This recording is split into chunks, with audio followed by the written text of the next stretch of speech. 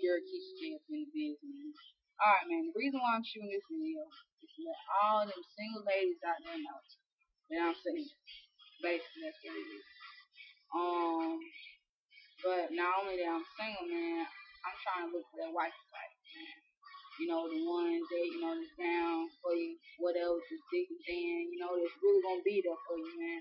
That's what I need in my life, man. I don't need, I'm tired of games. I'm tired of, Alright, cause I ain't about games, and I ain't got time to get my heart broken, I ain't got time to break nobody else's heart. So, man, the real deal is, you know, like, I need something real in my life.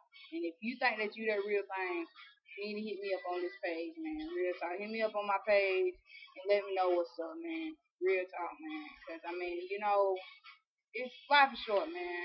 You know, and I'm looking for that wife type. You know, the one I want to spend the rest of my life with. You know, because, shit, man. If you ain't got nobody, who else you got? See what I'm saying?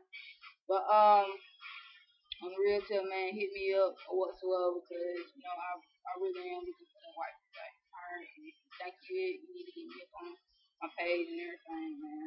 Alright.